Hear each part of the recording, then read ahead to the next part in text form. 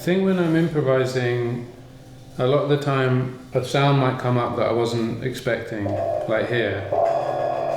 You've got this rattle of the clutch on the cymbal. So then I'll think, okay, how can I work with that sound rather than... Sometimes I just ignore it, sometimes I work with it, sometimes I might try and change it, but a lot of the time it's like, okay, there's this kind of obstacle, and then you're working with... So like, is there a way I can get it to vibrate and resonate exactly in time?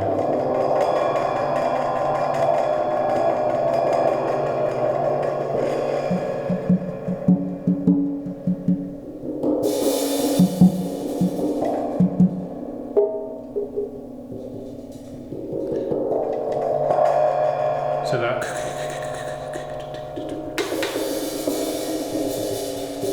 becomes the kind of... That might become a theme or like central idea, you know? That happens a lot when I, especially, you know, you accidentally hit.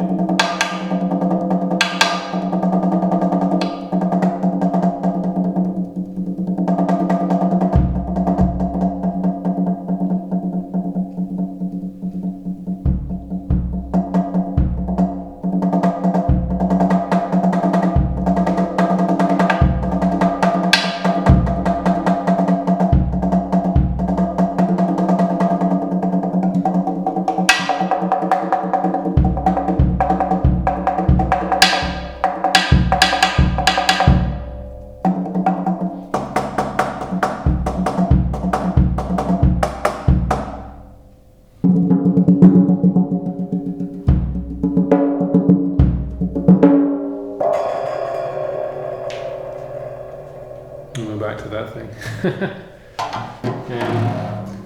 So yeah, the thing I was doing the other day was I was playing the clarinet into the strings, so into the open strings of the piano,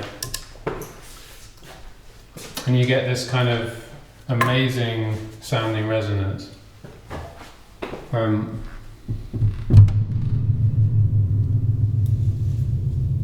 Sounds like something out of a horror film.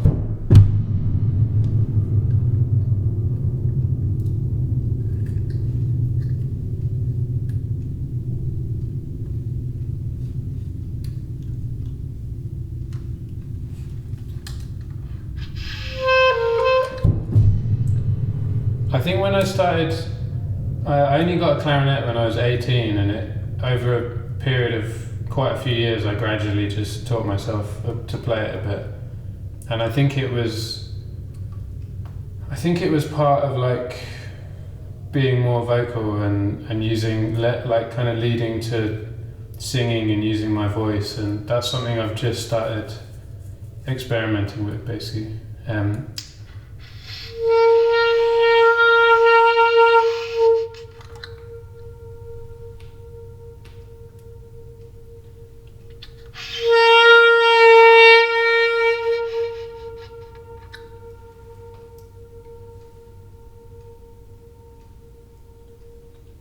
these are all sounds that I think anyone in contemporary music would know. You know, these sounds are known and they're kind of just part of the language now. And so the thing I'm thinking about at the moment is how to use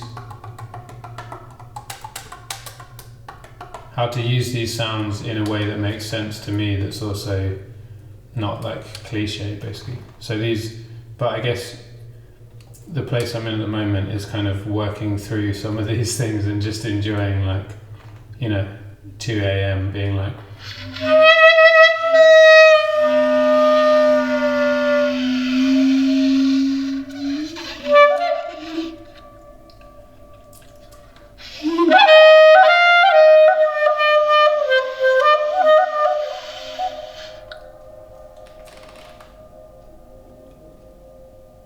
I think there's something about that that's like proto-language of kind of... There's a couple of things I'm thinking. One is like the way that you've got something feeding back and reflecting back, and I think playing that really helps. Like a lot of, even in recording sessions, a lot of musicians like to have reverb on their instrument, and it's to do with like interacting with the space. So even here, there's something that the space is giving back, you know?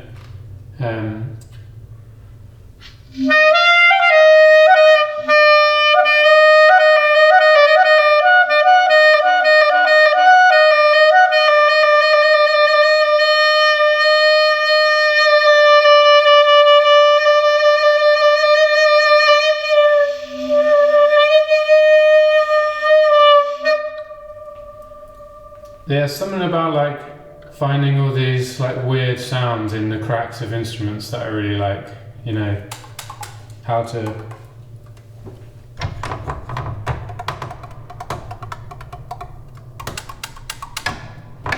make little tones and sounds out of.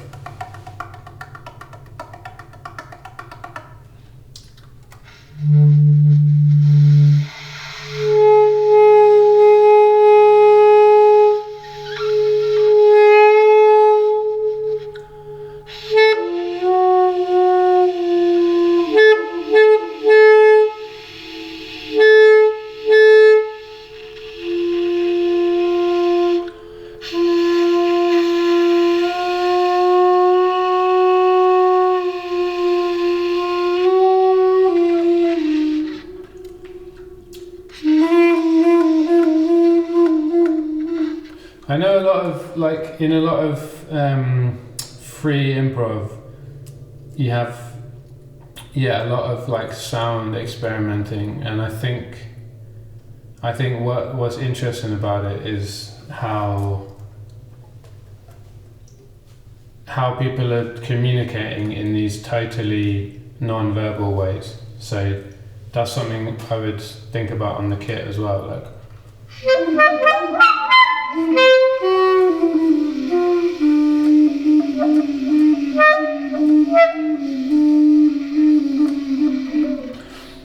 Someone's making this kind of sound.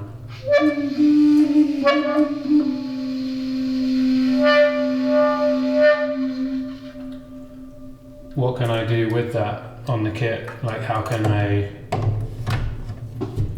respond to it? So it might be again textural, or it might be a complete counterpoint to it. So.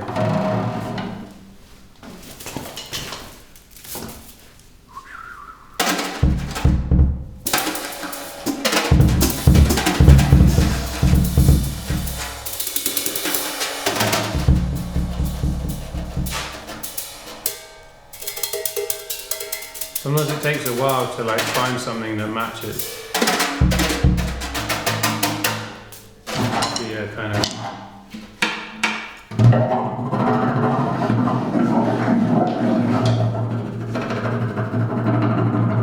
Because the thing, on the kit, a lot of the sounds, they have quite short sustains, so then you might do something rhythmic to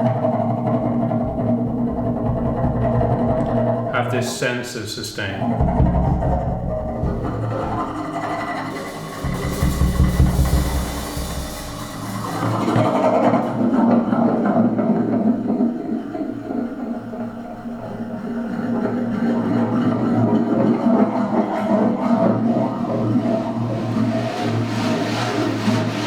And then that leads you into this new sound mode.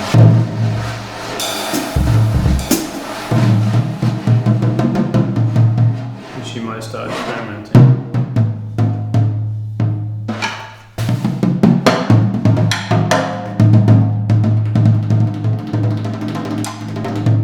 I think because I made so much music with people, I'm so used to like an idea being developed by someone else and then coming back to you, and I think that is in that kind of way of thinking is in how I play and how I put music together as well. It's like interacting with itself kind of thing. So.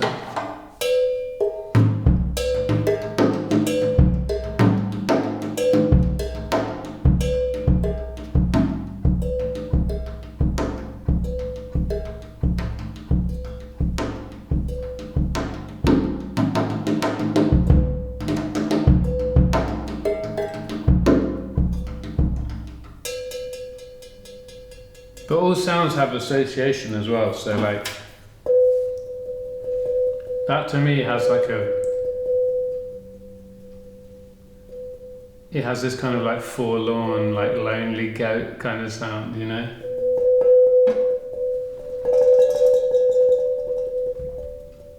Whereas that,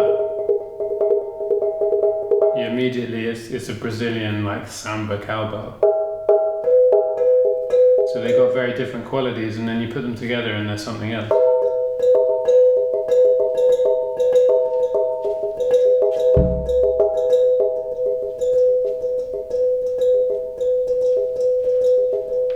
This dialogue between two things, you know?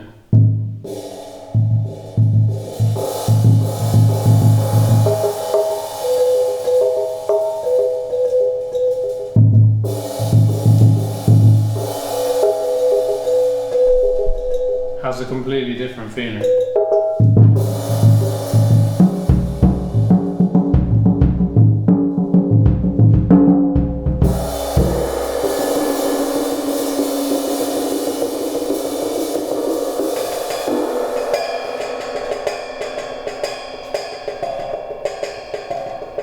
But yeah, I think like fundamental to any kind of traditional or rhythmic music is your low and your high sound. So a backbeat, you have that in any stopped again. I think that was getting into kind of like anyway.